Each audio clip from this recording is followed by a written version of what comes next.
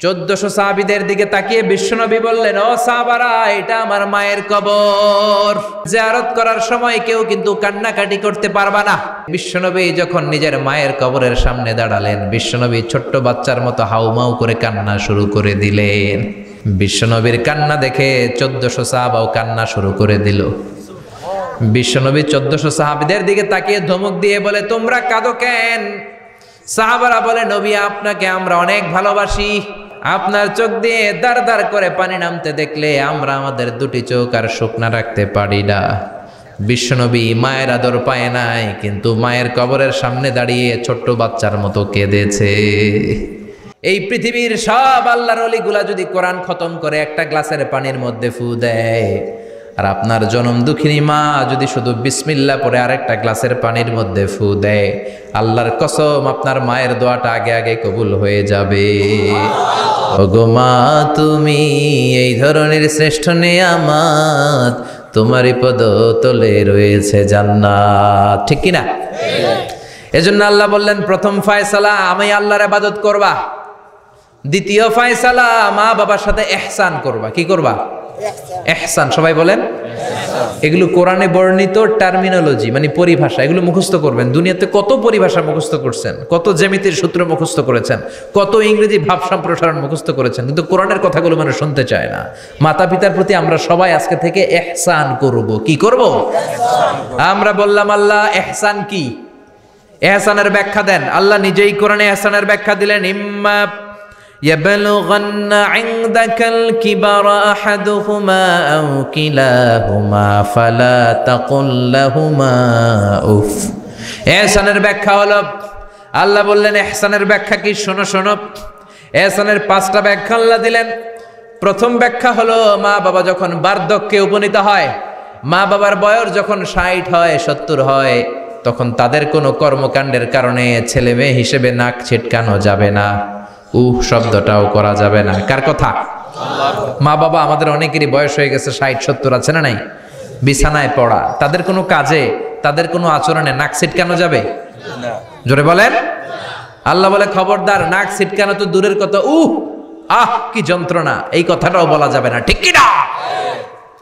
এর কারণ আমরা যখন ছোট ছিলাম আমরা কম জ্বালাতন করি নাই। আমরা যখন ছোট ছিলাম কম কষ্ট মায়েরে দেই নাই। আপনার কত বছর আগের ঘটনা খেলা আছে? আপনার বয়স যখন 3, কি হয়েছিল? খেলা আছে তো? 3 বছরের কথা যদি আপনার খেলা না থাকে, আপনার বয়স যখন 2 ছিল কি জ্বালাতন করছেন মনে আছে? বয়স যখন ছিল 1, তখন তো আরো বেশি জ্বালাইছেন, তখন তো আমরা আরো বেশি জ্বালিয়েছি। ঠিক কি না? আল্লাহ বলেন, তোমরাও কম জ্বালাও নাই। পেশাব পায়খানা করে ঘর ভরায় দিতা, শীতের রাতে বিছানা ঠান্ডা করে দিতা, ডান দিকে নিয়ে তোমার মা তোমার সাথে ঘুমালো, ডান দিকে পেশাব করে ভিজিয়ে দিয়েছো, তোমার মা তোমারে ঘর থেকে বের করে দেয় নাই। বাম দিকে আদর করে রেখেছে, বাম দিকে পেশাব করে ভিজিয়ে দিয়েছো, তারপরেও তোমার মা লাথি মেরে তোমারে ঘর থেকে বের করে দেয় নাই। শীতের রাতে তোমার মা তোমারে বুকে নিয়ে ঘুমালো, কনকনে মাঘ মাসের শীতের রাত, পেশাব করে মায়ের জামাটা ভিজিয়ে দিয়েছো।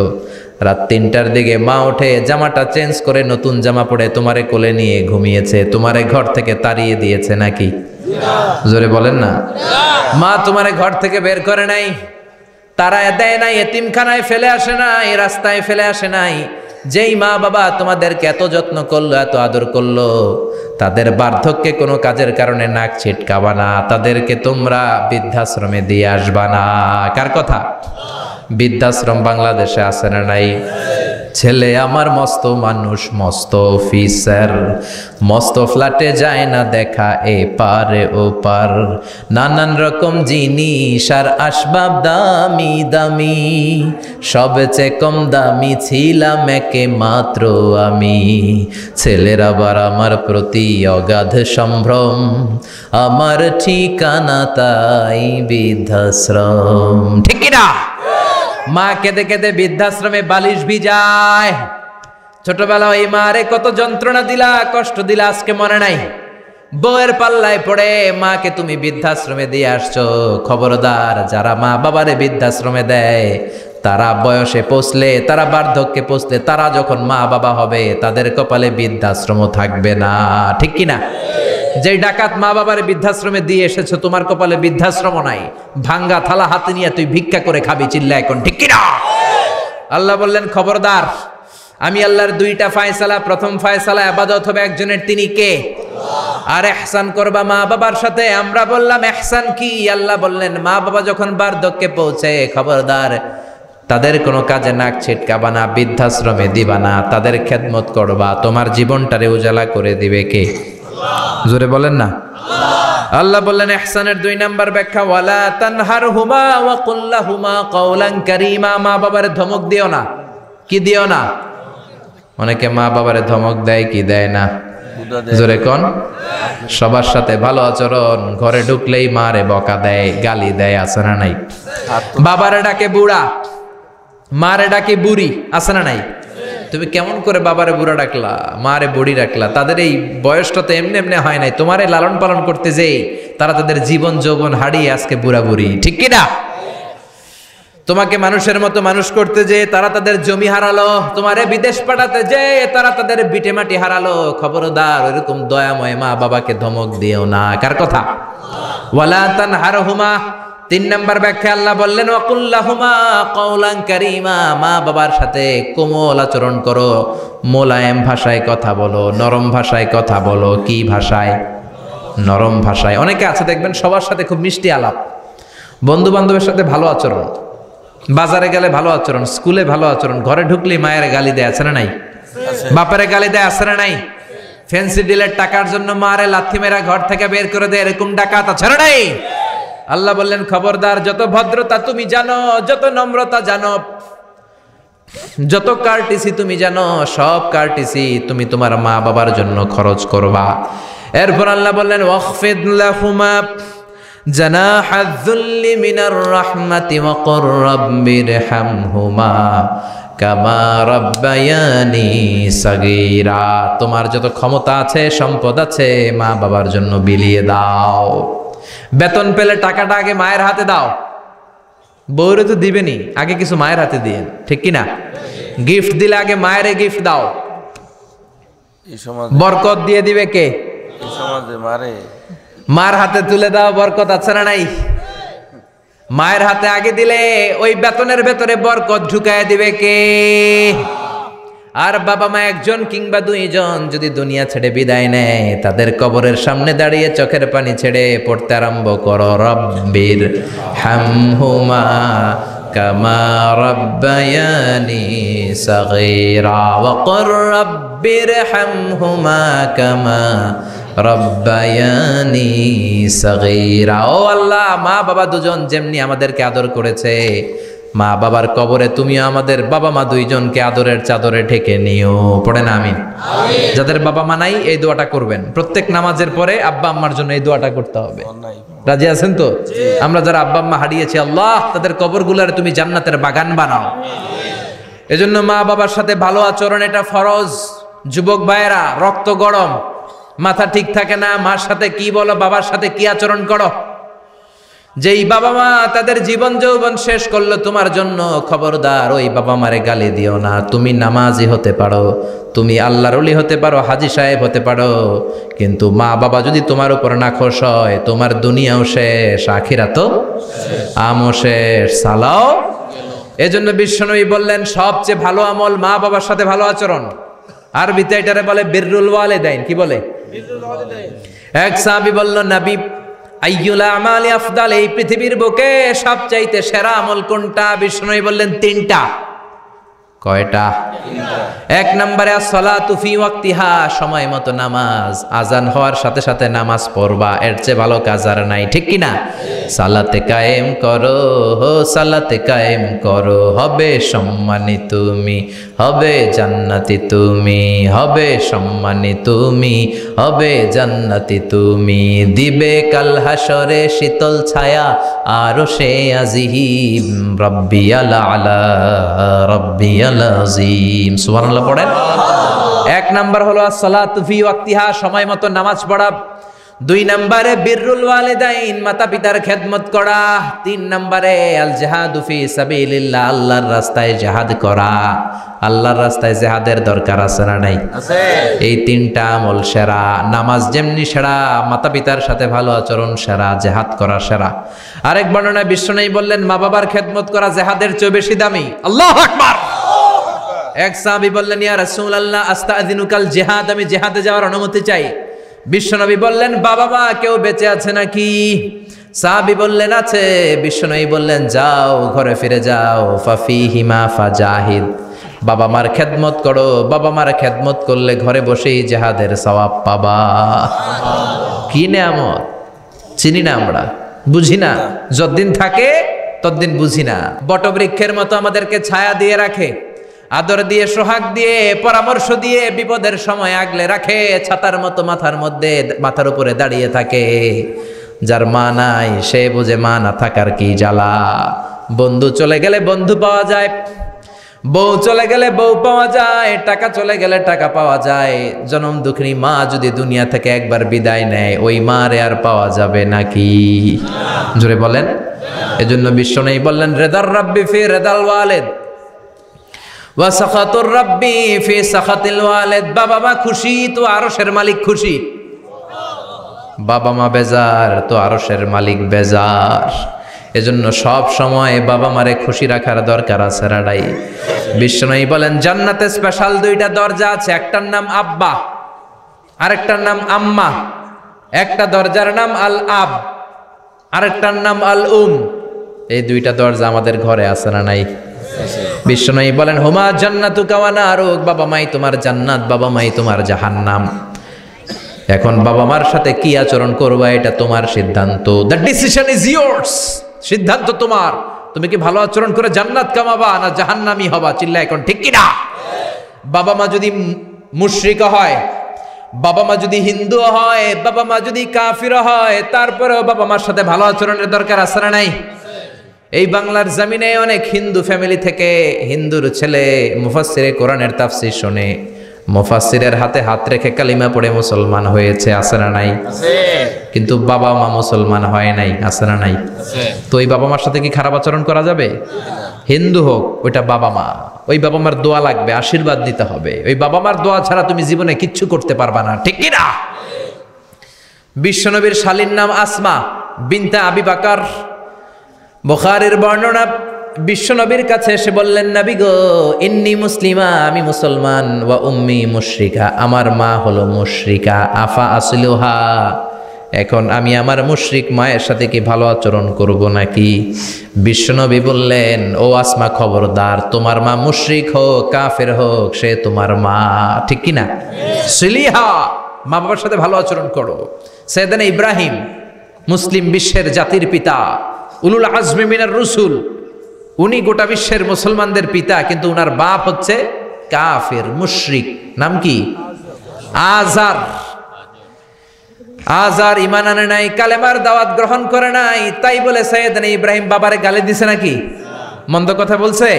ইয়া আবাতি লিমা তা'বুদু মা লা ইয়াসমা'ু ওয়া লা ইউবসিরু ওয়া লা ইউগনি আনকা শাইআ।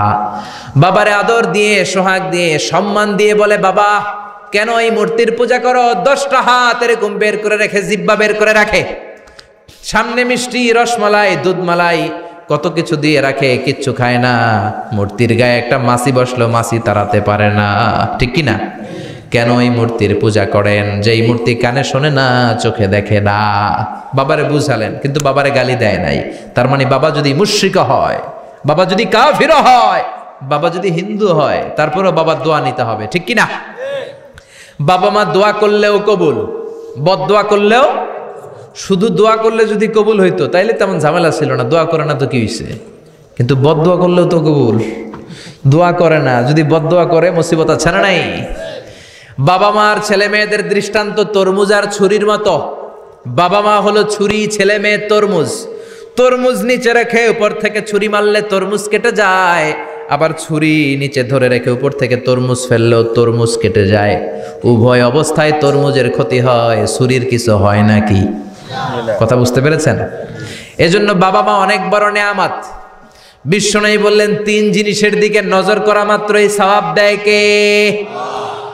1 নম্বরে আন-নাযার ইলাল মুসহাফ, কোরআনের দিকে তাকানো মাত্র সওয়াব। 2 নম্বরে আন-নাযার ইলাল কাবা, কাবার দিকে তাকানো মাত্রই সওয়াব। 3 নম্বরে আন-নাযার ইলা ওয়াজহিল ওয়ালিদাইন, মাতা পিতার চেহারার দিকে রহমতের নজরে তাকালে কবুল হজের সওয়াব দিবে কে?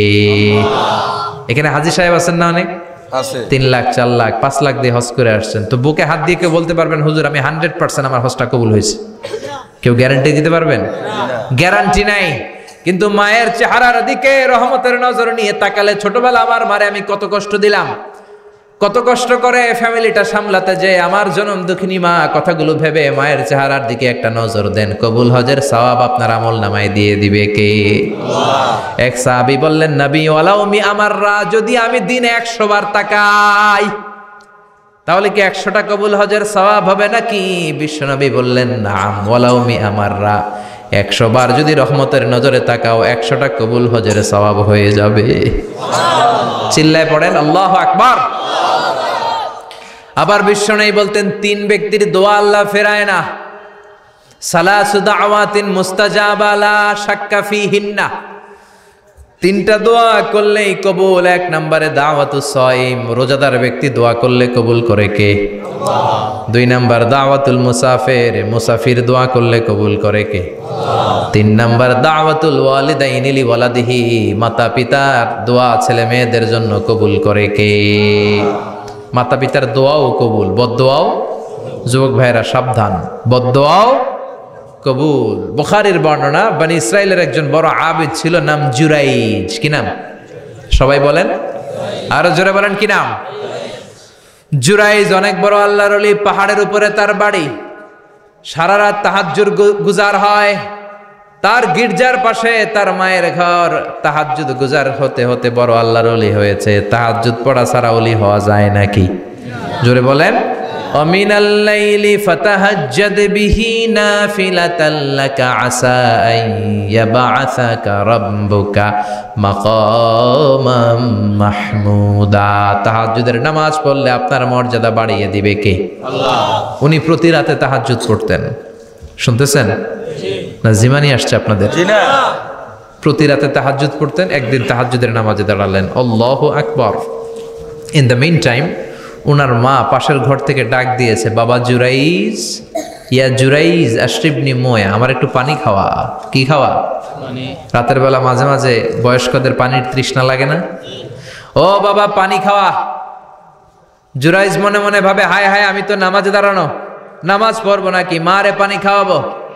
মনে মনে ভাবলো নামাজটা শেষ করে নেই, তারপরে মায়ের কাছে যাই। কিছুক্ষণ পরে আবার তার মা ডাকে, ইয়া জুরাইজ, ও জুরাইজ পানি খাওয়া। আবার জুরাইজ মনে মনে বলে, নামাজের পরে যাব, নামাজটা শেষ করি। কিছুক্ষণ পরে আবার মা ডেকে ওঠে, জুরাইজ। জুরাইজ মনে মনে ভাবে, এই তো নামাজ শেষ, এখনই যাব, এখনই আমার জনম দুঃখিনী মারে পানি খাওয়াবো। কিন্তু মায়ের সহ্য হয় নাই, মায়ের মনে কষ্ট চলে আসছে। মা তার অন্তরে ব্যথা পেয়ে বদদোয়া করে ফেলছে। কবুল করে নিছে কে? আল্লাহ। তা আপনার আল্লাহর ওলি না মুফাসসিরে কোরআন না হাফেজে কোরআন, ইট ডাজন্ট ম্যাটার, এটা কোনো বড় বিষয় না। মা হাত তুলে কিছু কইলেই কবুল। সুবহানাল্লাহ কইতে পারলেন না? বুলেট মারলে মিস হয়, ড্রোন হামলা করলে মিস হয়, মিসাইল মারলে মিস হয়, আণবিক বোমা মারলে মাঝে মাঝে মিস হয়। মায়ের দোয়া মিস হয় নাকি? জোরে বলেন। দোয়া করা মাত্র, দোয়া কিংবা বদদোয়া মুহূর্তেই কবুল করে নেয় কে?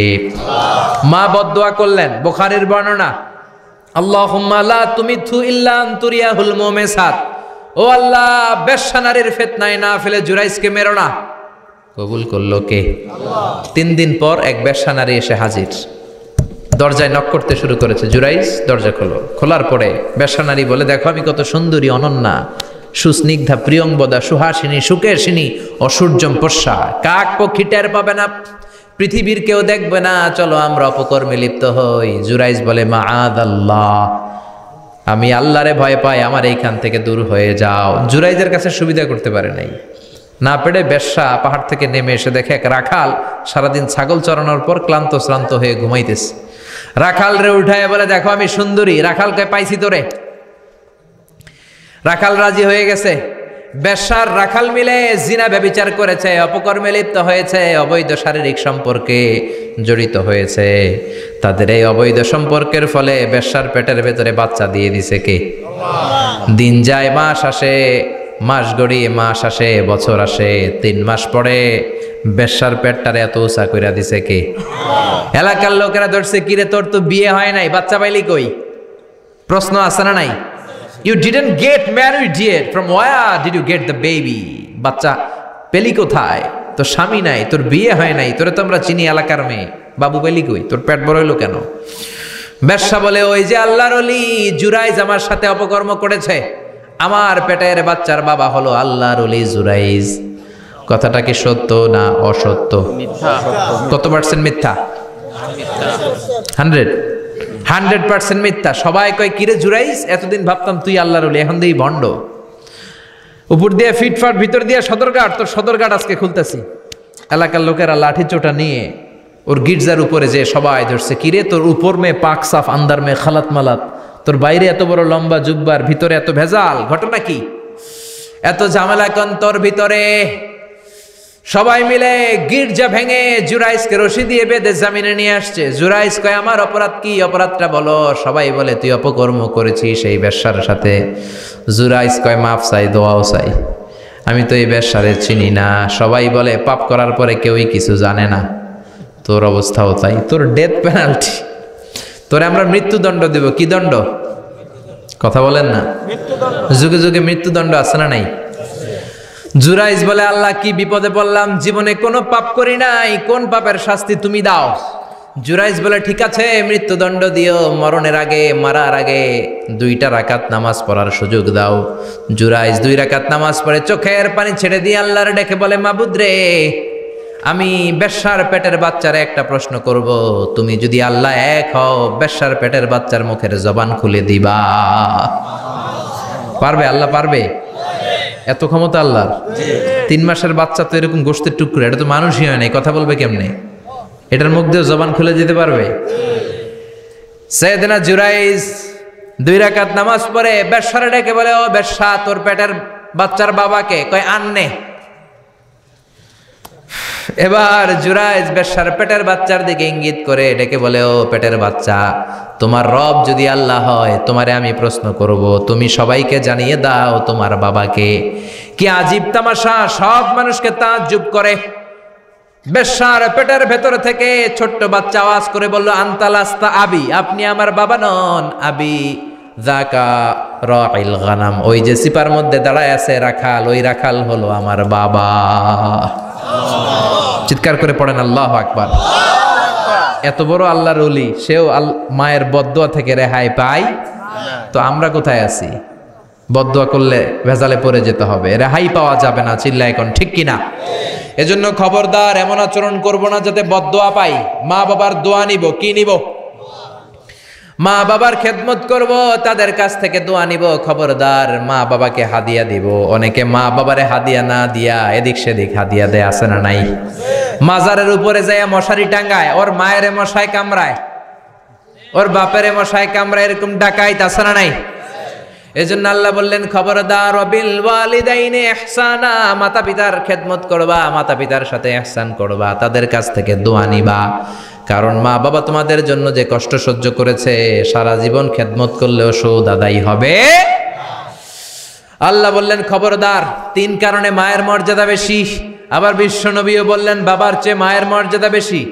এক হাদিসে বললেন 3 গুণ, আর এক হাদিসে বললেন 4 গুণ। সাহাবী বললেন, কার সাথে ভালো আচরণ করব? বিশ্বনবী বললেন, উম্মুক, তোমার মায়ের সাথে। তারপরেও বললেন মায়ের সাথে, তারপরেও মায়ের সাথে, তারপরে মায়ের সাথে, 5মবারে বললেন তোমার পিতার সাথে। 4 বার মায়ের কথা বললেন। কয়বার? আরো জোরে বলেন। এজন্য আল্লাহ ডেকে বলে, গোলাম, খবরদার, মায়ের সাথে ভালো আচরণ করবা। কারণ হামালাতহু উম্মুহু, বাবা তোমারে পেটে ধরে নাই, পেটে ধরেছে কে? ওয়াহানান আলা ওয়াহান, বোঝার পরের বোঝা, জ্বালার পরের জ্বালা, যন্ত্রণার পরের যন্ত্রণা বাবা সহ্য করে নাই, করেছে কে? ফিসালুহু ফি আমাইন, 2 বছর বাবা দুধ খাওয়ায় নাই, দুধ খাওয়ালো কে? কয় লিটার দুধ আপনি সাবার করছেন মায়ের বুকের, কোনো হিসাব আছে? বিশ্বনবী বললেন, লাউ কাতাআতা জিলদাক, তোমার চামড়াগুলো কেটে কেটে রোদে শুকিয়ে যদি মায়ের 2টা পায়ের জুতা বানায় দাও, 1 ঢোক দুধ যে খেয়েছো সেটার সৌদ আদায় হবে না। ঠিক কিনা? মায়ের একেধারে দুধের দাম, কাটিয়া গায়ের চাম, পাপস বানাইলেও ঋণের শোধ হবে না। এমন দরদি ভাবে কেউ হবে না আমার মাগো। ঠিক কিনা? 10 মাস 10 দিন কষ্ট দিলাম, একটা মা তার বাচ্চাকে জমিনে আনতে যে জমিনের আলো দেখাতে যে কত কষ্ট করে শুনেন। চিকিৎসা বিজ্ঞানীরা বলে সুস্থ মানুষ 45 ইউনিট ব্যথা সহ্য করতে পারে, এর বেশি পারে না। কত ইউনিট? 45 ইউনিট। এর বেশি যদি ব্যথা পায় কেউ হয় মরে যাবে, নয় বেহুশ। আমার আর আপনার মা আমাকে আর আপনাকে জন্ম দিতে যে 57 ইউনিট ব্যথা সহ্য করেছিল ডেলিভারির দিন। 57 ইউনিট, 57 ইউনিট প্লাস, তার চেয়েও বেশি। যেটা কোনো অ্যাক্সিডেন্টে আপনার দেহের 20টা হাড্ডি একসাথে ভেঙে গেলে যত ব্যথা, এর চেয়েও বেশি ব্যথা। সুবহানাল্লাহ কইতে পারলেন না? এজন্য আল্লাহ বললেন, খবরদার মা বাবার সাথে খারাপ আচরণ করো না। মা বাবার সাথে খারাপ আচরণ করলে যত বড় আল্লাহর ওলি হও কাজ হবে না। বিশ্বনবীর এক সাহাবী নাম হলো আলকামা। কি নাম? মৃত্যুর আগে দিয়ে আলকামার মুখ দিয়ে কালেমা বেরোয় না। সবাই মিলে আলকামারে বলে, ও আলকামা কালেমা কালেমা পড়ো। আলকামার সামনে সবাই পড়ে লা ইলাহা ইল্লাল্লাহ, কিন্তু আলকামার মুখ দিয়ে বের হয় না। 3 দিন বিছানায় পড়া। কয়দিন? বিশ্বনবী বলেছেন, লাকিনু মাউতাকুম লা ইলাহা ইল্লাল্লাহ, তোমরা তোমাদের মুমূর্ষু রোগীদের সামনে লা ইলাহা পড়ো। দাদা মরে যায়, চাচা মরে যায়, মুমূর্ষু বিছানায় পড়া, কাছে কানের সামনে যে পড়তে আরম্ভ করবেন, লা ইলাহা ইল্লাল্লাহ, লা ইলাহা ইল্লাল্লাহু মুহাম্মাদুর রাসূলুল্লাহ। শুধু কালেমা যে পড়বেন, লা ইলাহা ইল্লাল্লাহ পড়বেন, আবার জোর করবেন না, চাচা পড়েন পড়েন, চাচা কালেমা পড়েন কালেমা পড়েন, আপনি মরে যেতেছেন পড়েন, এগুলো বলবেন না। কারণ এরকম জোরাজোরি করলে এমনি তার রুহু বের হইতেছে, তার তো জান খারাপ। সে যদি রাগের মাথায় কয় না পড়ুন না, তাহলে ঝামেলা আছে না নাই? শুধু কানের সামনে যে মোলায়েম কণ্ঠে পড়তে আরম্ভ করবেন, লা ইলাহা ইল্লাল্লাহ, লা ইলাহা ইল্লাল্লাহ, তাতেই সে বুঝে যাবে, ঠিক কি না? বিশ্বনবীর সাহাবা আলকামার মুখ দিয়ে কালেমা বেরোয় না। বিশ্বনবী সুহাইবকে পাঠালেন, বেলালকে পাঠালেন, দুইজন যে আলকামার কানের সামনে কালেমা পড়ে, কিন্তু কালেমা বেরোয় না। বিশ্বনবী আলকামার বউরে ডেকে পাঠালেন, ও আলকামার বউ, আলকামা কেমন ছিল? আলকামার বিবি বলে, খুব নামাজি ছিল নবী, জিকির করতো, তাহাজ্জুদ মিস হতো না। আলকামার বাবা মা দুইজনের কেউ বেঁচে আছে নাকি? আছে, মা আছে। আলকামার মারে ডাকো। বিশ্বনবী আলকামার মারে বললেন, ও আলকামার মা, তোমার বেটা আলকামা কেমন ছিল? আলকামার মা বলে, ভালো ছিল, নামাজ পড়তো নি পড়তো, রোজা রাখতো নি রাখতো, তোমার সাথে কেমন আচরণ করতো? এই কথা জিজ্ঞেস করার পরে আলকামার মা কান্না শুরু করে দিয়েছে। ডেকে বলে, ও নবী, আমার কথা শুনতো না, বউ পাগলা ছিল, নামাজ রোজা ঠিকই ছিল, কিন্তু আমার কথার গুরুত্ব দিত না, অনেক কষ্ট দিছে আমারে, আজ আমার মনে ব্যথা। বিশ্বনবী বলল, তোমার নিজের ছেলে কি আর করবা, মাফ করে দাও। আলকামার মা বলে, না মাফ করব না। কি বলে? ভেজাল আছে না নাই? বিশ্বনবী বললেন, লাকড়ি আনো, আগুন জ্বালাও, আলকামারে আমরা আগুনে ফেলবো। লাকড়ি আনা হলো, দাও দাও দাও দাও করে আগুন জ্বালানো হলো। সব সাহাবীরা ধরাধরি করে আলকামারে আগুনে ফেলবে। ইন দ্য মিন টাইম আলকামার মা এসে বিশ্বনবীর পা ধরে বলে, ও নবী, আমার কলিজার টুকরারে আগুনে ফেলবেন না, আমার নারছেরা ধন আলকামা, 10 মাস 10 দিন আমি পেটে ধরেছি, আগুনে ফেলবেন না। বিশ্বনবী বললেন, তাহলে মাফ করছো কিনা বলো। চোখের পানি ছেড়ে দিয়ে বলে, নবী যান, আলকামার ব্যাপারে আমার মনে আর কোনো দুঃখ নাই, আমার ছেলেটারে তারপরেও আপনি আগুনে ফেলবেন না, আমি আমার আলকামারে মাফ করে দিলাম। আলকামার মা আলকামার মাফের ঘোষণা যখন দিয়েছে, আলকামা চিৎকার করে পড়তে শুরু করেছে, লা ইলাহা ইল্লাল্লাহু মুহাম্মাদুর রাসূলুল্লাহ সাল্লাল্লাহু আলাইহি ওয়াসাল্লাম। মা বাবার সাথে বেয়াদবি করলে মরার আগে মুখে কালেমা বেরোবে না। চিল্লা এখন ঠিক কিনা? এজন্য আপনি যত বড় আল্লাহর ওলি হন, যত বড় মানুষ হন, মা বাবার সাথে খেদমতের দরকার আছে না নাই? সৈয়দনা ইব্রাহিম ওনার ছেলে ইসমাইলরে দেখতে গেলেন, অনেক দিন পরে দেখতে গেলেন। ওই দিন বাড়িতে সৈয়দনা ইসমাইল বাড়িতে নাই, বনে গিয়েছে শিকার করার জন্য। বাড়িতে সৈয়দনা ইসমাইলের বিবি সৈয়দনা ইব্রাহিম ঘরের দরজার বাইরে থেকে সালাম দিয়ে বললেন, আসসালামু আলাইকুম। ভেতর থেকে কর্কশ গলায় একটা মেয়ে সালামের উত্তর দিয়ে বলল, ওয়া আলাইকাস সালাম। গলার মধ্যে কোনো মায়া নাই, মহব্বত নাই। জিজ্ঞেস করলো সৈয়দনা ইব্রাহিম, মা কেমন আছো? কাইফা হালুকি ইয়া উম্মি। মেয়েটা কয়, বেশি সুবিধার না, তোমাদের খাওয়া দাওয়া কেমন চলে? ভালো না। তোমার জামাই কই? বনে গেছে। এবার মেয়েটা বলতেছে, আমনে কেডা? সৈয়দনা ইব্রাহিম বলে, আমি কে চিনবা না? ইদা জাআ যাওজুকা মিনাল গাবা, স্বামী যখন বন থেকে ফিরবে, ফাকরাই আলাইহিস সালাম, তোমার স্বামীর একটা সালাম দিবা। ওয়া মুরিহি আইগাইরা আতাবাতা বাবিহি, আর বলবা ঘরের দরজার চৌকাটটা যেন তোমার স্বামী পাল্টে দেয়। এই কথা বলে বুখারীর বর্ণনা। কিসের হাদিস? বুখারীর হাদিস। ইব্রাহিম চলে গেলেন। ইসমাইল আসার পরে বিবি বলতে আরম্ভ করছে, দুপুরবেলা একটা বুড়া আইছিল। বুড়া কে আইছিল? সাইয়েদনা ইসমাইল বলে, কোন বুড়া আসছে, কি বলছে? বিবি বলে, আপনারে সালাম বলছে। ওয়ালাইকুমুস সালাম। আর কি বলেছে? আর বলছে ঘরের দরজার চৌকাট যেন আপনি পাল্টে ফেলেন। এই কথা বলার পরে সাইয়েদনা ইসমাইল চিৎকার দিয়ে বলে, ও কি করলি তুই? নিজের কপাল পুড়লি, নিজের কপালে নিজে কুড়াল মারলি। ও মিয়া, চোর বোঝে চোরের সিগনাল, পুলিশ বোঝে পুলিশের সিগনাল, নবী বোঝে নবীর সিগনাল, ঠিক কিনা? সাইয়েদনা ইব্রাহিম যা বলছে ইসমাইল আলাইহিস সালাম ধরে ফেলছে। ডেকে বললে, এটা বুড়া না, এটা তোর শ্বশুর, এইটা আমার বাবা ইব্রাহিম খলিল। আমার বাবা যা বলেছে, সিগন্যালটা তো গ্রিন সিগন্যাল না, এটা তো রেড সিগন্যাল, এটা তো বিপদ সংকেত। আমার বাবা যা বলেছে এর মানে হলো তোরে যেন আমি তালাক দেই। Get out, get out, I divorced you, তোরে তালাক দিয়ে দিলাম। বাবার খুশির জন্য তালাক দিয়ে দিস। আপনার আব্বাও যদি আপনার বউরে এমনি তালাক দিয়ে ফেলতে বলে, দিবেন নাকি? আবার দিয়া ফেলেন, দিয়েন না, মুসিবত আছে। আপনার বাবাও বাবা, সাইয়েদনা ইসমাইলের বাবা, ইব্রাহিমও বাবা, ঠিক কিনা? সাইয়েদনা ইব্রাহিম মন গড়া কথা বলতেন না, আকাশ থেকে ওহী আসলে বলতেন। এই জন্য আপনার বাবা যদি বলে বউরে তালাক দিয়েন না, খবরদার, বাবারেও বুঝাইবেন, বউরেও বুঝাইবেন, ঘরে সংলাপ করবেন, সমঝোতা করবেন। আমাকে দুই নেত্রী সংলাপ করে না তো কি হয়েছে, আমরা সংলাপ করব, ঠিক কিনা? ঘরে ঘরে আমরা সংলাপ শুরু করব, মিলাই দিবেন, হ্যাঁ, বুঝাই দিবেন, বাবারও বুঝাবেন, বউরেও বুঝাবেন। তালাক দেওয়ার ইসলামী যে সিস্টেম, এটাকেও মেনটেন করলে পৃথিবীতে কোনো তালাকই থাকবে না। ডিভোর্স রেট একেবারে কমে যাবে। এখন ঘরে ঘরে তালাক, ঠিক কিনা?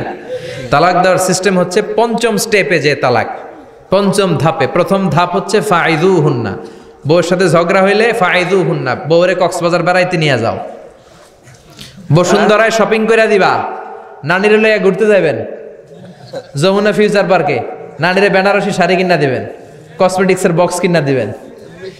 এই জন্য বললো ফাইদুহুন্না, বেপরদায় চললে ওয়াজ করবেন, নসিহত করবেন, বুঝাবেন। এই জন্য বউয়ের সাথে যদি ঝগড়া হয় তালাক না, ইসলাম প্রথমে বলছে ফাইদুহুন্না, ওয়াজ করেন, বুঝান, ঘুরতে নিয়ে যান, শাড়ি কিনে দেন।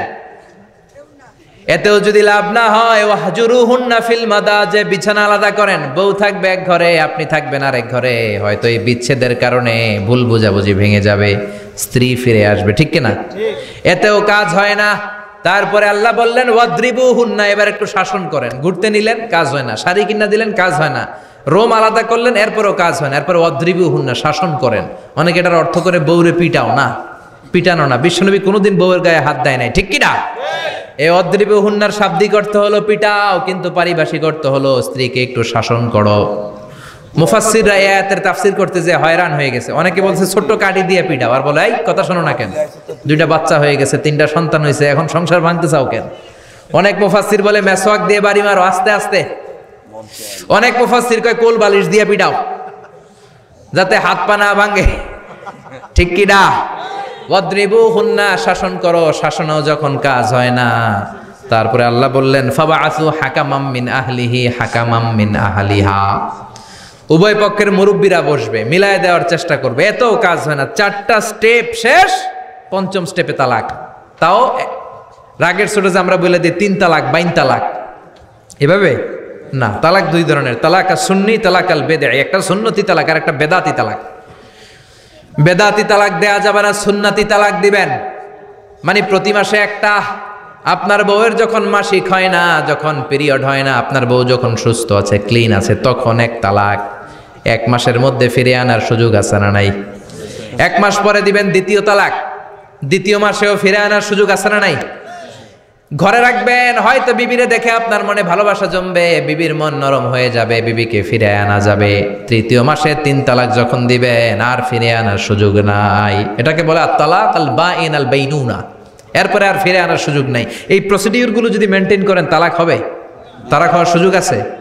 এজন্য এগুলো মেনটেন করে তালাক দিবেন, ডিভোর্স রেট কমে যাবে। ওমরে ফারুকের জামানায় এক লোক তার স্ত্রীকে 100 তালাক দিছে। কয় তালাক? এরকম ডাকাত বাংলাদেশও আছে না নাই? 100 তালাক দিছে। এখন ওয়াইফ যে ওমরে ফারুককে বিচার দিছে, ওমরে ফারুক বলল তোমার হাজবেন্ডকে ডেকে আনো। ডেকে আনা হলো, কিরে কয় তালাক দিছস?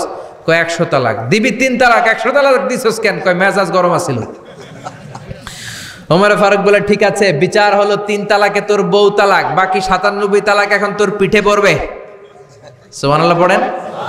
এরকম যদি মাইট দেওয়া যেত জায়গা মতো, সব তালাক বন্ধ হয়ে যেত। চিল্লায় বলেন ঠিক কি না? এজন্য আপনার বাবা যদি বলে ও বাবা তোর বউরে তালাক দে, তালাক দিবেন না, বুঝাবেন। বাবারেও বুঝান, বউরেও বুঝান, বরকত দিবে কে? সাইয়েদনা ইব্রাহিম বললেন ঘরের দরজার চৌকাঠ পাল্টে ফেলো। মনে আছে ঘটনা? না ভুলে গেছেন বোধহয়। তালাক দিয়ে দিলেন বিবিকে। নতুন সংসার শুরু হলো। আরেকটা বংশীয় নেককার মেয়েকে বিয়ে করলেন। 3 বছর পর সাইয়েদনা ইব্রাহিম আবার বেড়াতে আসলেন। আজকেও সাইয়েদনা ইসমাইল বাসায় নাই। সাইয়েদনা ইব্রাহিম সালাম দিলেন, আসসালামু আলাইক। এবার জাদুমাখা কণ্ঠে, কুকিল কণ্ঠে, মোলায়েম কণ্ঠের একটা মেয়ে ঘরের ভেতর থেকে বলে ওয়ালাইকুমুস সালাম। ওয়ালাইকুমুস সালাম। সাইয়েদনা ইব্রাহিম বললেন কাইফা হালুকি ইয়া উম্মি, মা কেমন আছো বলো বলো। মেয়েটা বলে আলহামদুলিল্লাহি আলা কুল্লি হাল, সব অবস্থায় আলহামদুলিল্লাহ। সুবহানাল্লাহ পড়ে। সংসার কেমন চলে? কয় খুব ভালো। খাওয়া দাওয়ার অবস্থা কি? কয় আরো ভালো। এবার মেয়েটা বলে কে আপনি? এই মরুভূমির মাঝখানে রৌদ্রের মধ্যে দাঁড়িয়ে দাঁড়িয়ে কথা বলেন, কেউ তো কোনোদিন আমাদের খোঁজ নিতে আসে না। কে আপনি? ঘরে আসেন। সাইয়েদনা ইব্রাহিম বলে না, আমার পরিচয় দিব না, ঘরেও আসবো না। মেয়েটা বলে আপনি যদি ঘরে না আসেন আমি কিন্তু রাগ করব। সুবহানাল্লাহ কোন। জোর করে ঘরে নিলেন, শরবত খাওয়ালেন, খেজুর খাওয়ালেন, রুটি খাওয়ালেন, মাংস খাওয়ালেন। সাইয়েদনা ইব্রাহিমও চোখের পানি ছেড়ে দোয়া করলেন, ও মিয়া এটাও মাইয়া আগেরটাও। আহা, বেশ কম আছে না নাই? সাইয়েদনা ইব্রাহিম মাথায় হাত বুলিয়ে দিয়ে দোয়া করলেন আর বললেন ইযা জা যাওজুক মিনাল গাবা, তোমার স্বামী যখন বন থেকে ফিরে আসবে ফাকরাই আলাইহিস সালাম, তোমার স্বামীর একটা সালাম দিবা। ওয়া মুরিহি আন ইউসবিতা আতাবাতা বাবিহি, আর বলবা ঘরের দরজার নতুন চৌকাঠ যেন জীবনেও না পাল্টায়। চলে গেলেন। ইসমাইল আসলেন।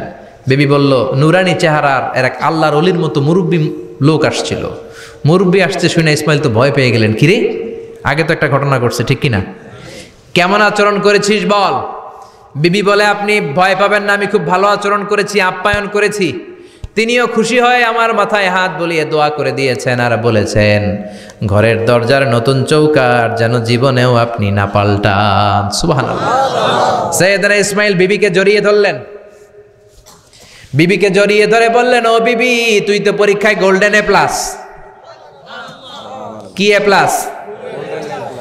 যেই মুরব্বী লোকটা এসেছিল সাধারণ কোনো মানুষ নয়, তোমার শ্বশুর আমার বাবা ইব্রাহিম খালিল। আমার বাবা যেই কথা বলে গিয়েছেন, যে ইঙ্গিত দিয়েছেন, এটা তো গ্রিন সিগন্যাল। আমার বাবা বলেছেন তোমার যেন কোনোদিন তালাক না দেই, তোমার যেন ছেড়ে না দেই। এই যে তোমার হাতটা দুনিয়ার বুকে ধরলাম, জান্নাতে যেন তোমার হাত ধরেই দুজনে জান্নাতে ঢুকে যায়। এজন্য বাবা মায়ের দোয়ার দরকার আছে না নাই? মায়ের দোয়ার চেয়ে বড় দোয়া আছে নাকি? জোরে বলেন। সাইয়েদনা মূসা আলাইহিস সালাম আল্লাহরে বললেন আল্লাহ মাইয়াকুনু জালিসি ইয়াউমাল কিয়ামা, কিয়ামতের দিন আমার সাথী কে হবে? আল্লাহ বললেন সাহিবুকা ফিল জান্নাতি জাজ্জার, কিয়ামতের দিন তোমার সাথী হবে একজন কসাই। কে হবে? জোরে বলেন না। সাইয়েদনা মূসা আলাইহিস সালাম একটু ফেড আপ হলেন, কিরে কসাই কেন আমার সাথী হবে? আমি নবী মানুষ, নবী হবে আমার সাথী, আল্লাহর ওলিরা হবে আমার সাথী, কেন কসাই হবে আমার সাথী? রব্বুল আলামিন বললেন মুসা যাও নিজেই যে দেখে আসো কেন কসাই হবে তোমার সাথী। সাইয়েদনা মুসা আলাইহিস সালাম কসাইয়ের দোকানে গেলেন। যে দেখে না কসাইয়ের স্পেশাল কোনো আমল নাই, খালি গোশত কাটে। কি কাটে? সারাদিন গোশত কাটার পরে বিকেলবেলা বড় একটা গোশতের টুকরা নিয়ে প্যাকেট করে বাড়ির দিকে রওনা হয়। সাইয়েদনা মূসা আলাইহিস সালাম তিনিও কসাইয়ের পেছনে পেছনে ছদ্মবেশে রওনা হয়ে যায়। কসাই বাড়িতে ঢোকার পরে সাইয়েদনা মূসা আলাইহিস সালাম দরজায় নক করতে লাগলেন। কসাই দরজা খুলে দিতে লাগলো। সাইয়েদনা মূসা আলাইহিস সালাম পরিচয় গোপন করে বলে আমি একজন মুসাফির, আজকে রাতে ও কসাই ভাই আপনার বাড়িতে থাকতে চাই। কসাই বলে আহলান সাহলান, আসেন। এই ঘরের মধ্যে বসেন, পাশের ঘরে আমার একটু কাজ আছে। পাশের ঘরে যে কসাই মাচার উপর থেকে বৃদ্ধা একটা নারীকে নামিয়ে নিজ হাতে গোসল করে টাওয়াল দিয়ে গা মুছে গোশত রান্না করে রুটি বানিয়ে রুটি আর গোশত এই বৃদ্ধা মহিলার মুখের মধ্যে তুলে দেয়। মহিলাটা তৃপ্তি সহকারে খাওয়ার পরে হাত দুইটা উপরের দিকে তুলে আঁচলটা পেতে আল্লাহর ডেকে বলে, আল্লাহ আমার ছেলের উপর আমি সন্তুষ্ট, এই বলে বিড়বিড় করে কি যেন দোয়া করে দেয়। মহিলাটাকে খাওয়ানোর পরে কসাই প্লেটের মধ্যে গোশত আর রুটি এনে সাইয়েদনা মুসার কাছে এসে বলে, ও মুসাফির ভাই, এই নেন আপনার রাতের খাবার। রাতের খাবার খেয়ে আপনি ঘুমিয়ে যান, সকালে আপনি যাবেন আপনার পথে, আমি যাব আমার দোকানে। সাইয়েদনা মুসা বলে, ও কসাই, আগে বলো এই বৃদ্ধা মহিলাটাকে। কসাই বলে, বৃদ্ধা মহিলাটা ছাড়া দুনিয়ায় আমার কেউ নাই, আমি ছাড়া ওই বৃদ্ধা মহিলার কেউ নাই। এই মহিলাটা হলো আমার জনম দুঃখিনী মা। মা ছাড়া আমার কেউ নাই, আমি ছাড়াও মায়ের কেউ নাই। প্রতিদিন আমি আমার মারে গোসল করাই, নিজ হাতে রান্না করে খাওয়াই। সাইয়েদনা মুসা বলে, তোমার মা হাত তুলে কি দোয়া করলো এটা বলো। কসাই বলে, আমার মা প্রতিদিন রাতে খুশি হয়ে একটা পাগলা দোয়া করে, গত কয়েক বছর ধরে এই দোয়াটা করছে, অনেক বছরের দোয়া, আমি জানি কোনো দিন এই দোয়াটা কবুল হবে না। সাইয়েদনা মুসা বললেন, কি দোয়া? কসাই বলে, আমার মা খুশি হওয়ার পরে চোখের পানি ছেড়ে দিয়ে হাত তুলে বলে, আল্লাহ আমি আমার ছেলের উপর অনেক সন্তুষ্ট, শুনেছি এই জামানার বনি ইসরায়েলের সবচেয়ে বড় পয়গম্বর, তার নাম নাকি মুসা কালিমুল্লাহ। আমি তোমার কাছে দোয়া করে গেলাম, আমার ছেলেরে তুমি ওই মুসা নবীর সাথে জান্নাতে ঢুকাইয়া দিবা। মুসা আলাইহিস সালাম বলে, কানেকশন তো এই জায়গায়, আসল কানেকশন তো এখানে, এটা তো মায়ের দোয়ার বরকত। আল্লাহু আকবার। এজন্য মায়ের দোয়ার বরকতে কসাইকেও নবীর সাথী বানিয়ে দিয়েছে কে? বিশ্বনবী বাবা মার আদর পায় নাই, জন্মের আগেই বিশ্বনবীর বাবা নাই, 6 বছর বয়সে মা নাই, দাদার কাছে মানুষ হয়েছেন, চাচার কাছে মানুষ হয়েছেন। বিশ্বনবী হুদাইবিয়ার উমরা যেদিন করতে যাবেন, 1400 সাহাবীকে নিয়ে বিশ্বনবী উমরা করার জন্য রওনা হলেন। পথিমধ্যে আবওয়া নামক জায়গার মধ্যে বিশ্বনবীর মায়ের কবর। বিশ্বনবীর মায়ের নাম কি?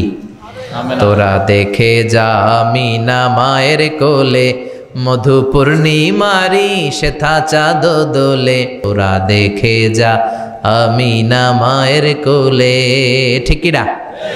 মায়ের কবর পড়ল সামনে, জায়গার নাম আবওয়া, ছোট্ট একটা টিলা।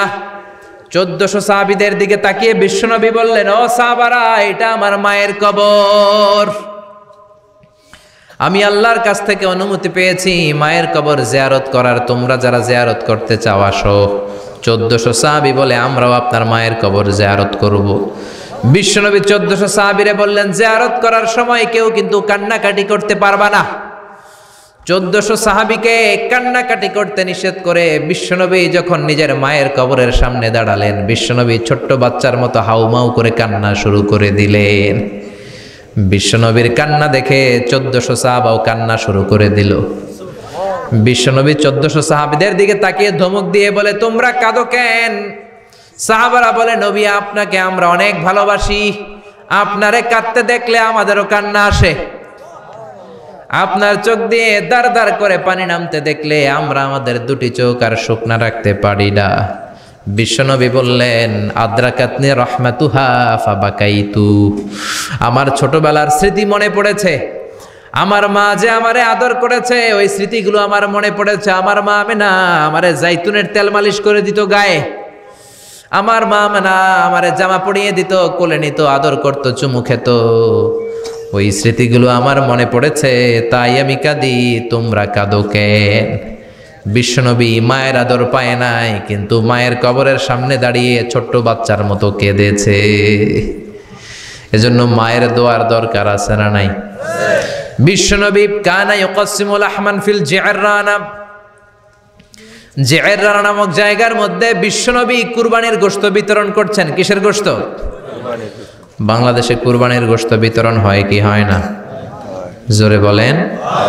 বিশাল লম্বা লাইন, বিশ্বনবী লাইনের মধ্যখান থেকে বৃদ্ধা একটা নারীকে আলাদা করে নিয়ে আসলেন। বিশ্বনবী নিজের গায়ের চাদরটা বিছিয়ে দিলেন, মহিলাটারে বসালেন, বড় একটা গোশতের টুকরা দিলেন, প্যাকেট দিলেন।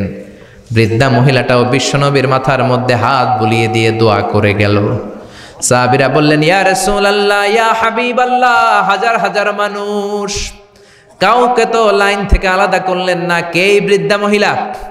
কেন এই মহিলারে নিজের চাদরের উপরে বসতে দিলেন? বিশ্বনবী বললেন, জন্মের আগে আমি বাবা হারালাম, 6 বছর বয়সে মাকে হারিয়েছি, মায়ের বুকের দুধ আমি খেতে পারি নাই। যেই মহিলাটারে আমার চাদরের উপরে বসতে দিলাম, এই মহিলাটা হলো আমার দুধ মা হালিমা, বনু সাদ গোত্রের হালিমা। এই হালিমার বুকের দুধ খেয়ে আজকে আমি তরতাজা নবী মুহাম্মদ। চিল্লায় কোন আল্লাহু আকবার। এজন্য মা বাবার দোয়ার দরকার আছে না নাই? কখনো মা বাবার সাথে বেয়াদবি করা যাবে না, গরম আওয়াজে কথা বলা যাবে না, উচ্চবাচ্য করা যাবে না, কোমল আচরণ করতে হবে, মা বাবার দোয়া নিতে হবে। কোনো কারণে মা বাবার সাথে যদি ঝগড়া হয়, বাকবিতণ্ডা হয়, আজকের মাহফিলের পরে মা বাবার পা ধরে আমরা ক্ষমা চাবো। রাজি আছেন? সবাই রাজি আছেন? কেউ যদি মা বাবার পা ধরে ক্ষমা চায়, মা বাবা কি ক্ষমা না করে পারে? আর আম্মা আব্বার পায়ে ধরে চোখের পানি ছাড়তে কি কোনো লজ্জা আছে? জোরে বলেন আছে? আজকে আমরা ক্ষমা চাইব, আজকে আমরা দোয়া নিব। মা বাবার দোয়া সবচেয়ে বড় দোয়া। মায়ের দোয়া থাকলে ওই ব্যক্তি কখনো ব্যর্থ হয় না। মায়ের দোয়া, আল্লাহর রহমত, এই দুইটা যদি জিনিস যদি কারো জীবনে থাকে, সফলতা তার হাতে ধরা দিবে, ঠিক কি না? এজন্য আল্লাহ বললেন, আমার স্পেশাল ফয়সালা দুইটা। কয়টা? وَقَضَى رَبُّكَ أَلَّا تَعْبُدُوا إِلَّا إِيَّاهُ وَبِالْوَالِدَيْنِ إِحْسَانًا। প্রথম ফয়সালা ইবাদত হবে একজনের, তিনি কে? আল্লাহ। আল্লাহ ছাড়া অন্য কারো জিকির করা যাবে? আল্লাহ ছাড়া অন্য কারো কাছে চাওয়া যাবে? আল্লাহ ছাড়া কোনো মাজারে যে সেজদা দেয়া যাবে? দ্বিতীয় ফয়সালা হলো মাতা পিতার খেদমত করতে হবে।